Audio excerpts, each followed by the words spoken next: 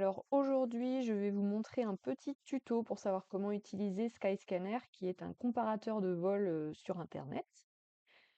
Du coup, la première chose à faire quand on arrive sur la page d'accueil ici, c'est de marquer la ville d'où on veut partir. En général, on part de Paris parce que c'est moins cher. Moi, je vis à côté de Nantes, mais tous les vols depuis Nantes sont beaucoup trop chers. Donc, en général, je me débrouille pour aller à Paris. Ensuite, on veut aller vers Auckland, qui est pareil, l'aéroport le moins cher en Nouvelle-Zélande. Donc en général, on arrive à Auckland et après on se débrouille pour bouger dans le pays. Au niveau du départ, en général, quand on part en PVT, on n'a pas besoin de prendre un aller-retour, on prend un aller simple puisque le vol retour n'existe pas encore. Hem, donc un aller simple est suffisant. Ici, vous avez date spécifique ou date flexible. Date spécifique, c'est quand vous savez quel jour vous voulez partir à peu près. En vert, vous avez les jours les moins chers, en orange, les jours un petit peu plus chers, et en rouge, les jours les beaucoup plus chers. Donc voilà, quand vous faites défiler, vous avez plusieurs choix selon le mois. C'est bien d'être assez flexible quand on veut partir pour savoir vraiment euh, le prix qu'on veut mettre, c'est-à-dire si on veut vraiment payer moins cher, ben on va essayer d'être quand même plus flexible pour avoir voilà, les dates les moins chères. Ici, on a écrit le mois le moins cher, donc ça commence à 486 euros. Donc on va essayer d'aller voir sur le mois de mars 2025. Hop, appliquer. Ici, on est tout seul. Si on est plusieurs, voilà, on marque. Ici, on est tout seul. Hop, on fait la recherche. Donc là, on va nous afficher le calendrier de mars 2025 avec les différents jours et avec le prix qui correspond à la journée. Donc, on voit le 3 mars, 544 euros. Le 4, on est à 538, donc c'est quand même assez peu cher. Mais ici, je vois que le 25, on est à 486. Je pense que ça va être le jour le moins cher du mois. Donc, on va aller cliquer sur celui-ci. On va descendre, Auckland, vol, trouver des vols. Donc là, Skyscanner va chercher les vols les moins chers. Et il va nous chercher tous les vols qu'il y a pour ce jour-là, avec les différentes compagnies. Il va nous proposer au début une publicité parce qu'ils doivent avoir voilà, un partenariat avec Emirates.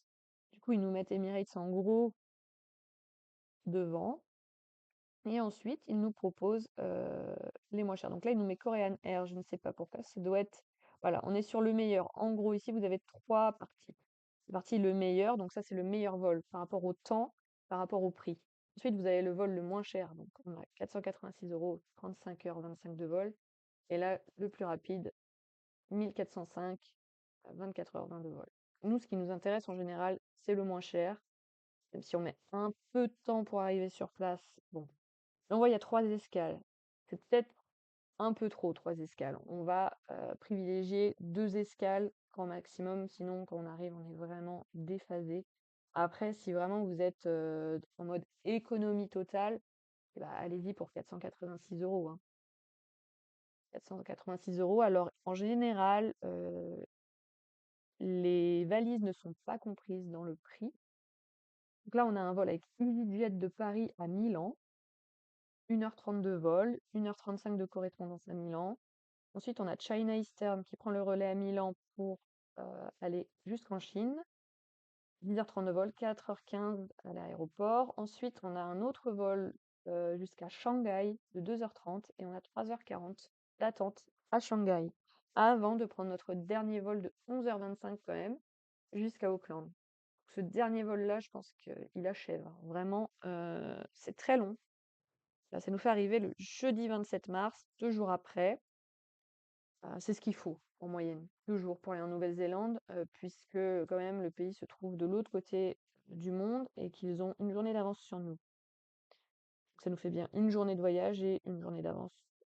Donc 486, bon, c'est très peu cher, mais quand même, ça fait un très long voyage. Ici, on va avoir 39 heures, encore plus long, 35 et 40, 43 heures. Si on a 32 heures. 32 heures, 677. Donc c'est un peu plus cher. Ça reste correct, 677. Donc là, ça nous fait un départ à 20 heures de Paris. On a 11h15 de vol. Il y a une seule escale. c'est pour ça. Une seule escale, c'est plutôt chouette. 9h50 à Shanghai, ça nous laisse le temps de visiter l'aéroport, voilà, de prendre nos marques, de souffler un petit peu, de bouger, de marcher, de manger, le temps de, voilà, de reprendre un autre avion parce que, ouais, en fait, c'est 2 fois la même heure, hein, vraiment 11 heures et 11 heures, de vol, quoi. C'est beaucoup. Donc ensuite, re 11 heures de vol de Shanghai jusqu'à Auckland et puis, ça nous fait arriver à Auckland, voilà, 16h35 le jeudi 27 mars. Donc ça, c'est plutôt pas mal. Donc quand vous trouvez comme ça un vol qui vous intéresse, sur la gauche de votre écran, vous avez, plusieurs sites qui apparaissent. Donc on a trip.com, GoToGate, MyTrip, Booking, eDreams ou Podo, bref, voilà. Et la compagnie en général est aussi indiquée. Là, vu qu'on a une seule compagnie qui fait, le vol, les 2, ils nous proposent le site de la compagnie directement, qui est plutôt mal noté, mais il y a que 24 votes. Donc faut pas prendre en compte, voilà, la notation parce qu'elle est pas vraiment objective. Là où c'est bien de voir les notations, c'est quand, par exemple, sur booking.com, on a 5 937 personnes qui ont donné leur avis et qui a un 5 étoiles, c'est que vraiment, voilà, on peut faire confiance à Booking. Après, le prix est un peu plus cher sur Booking, 695.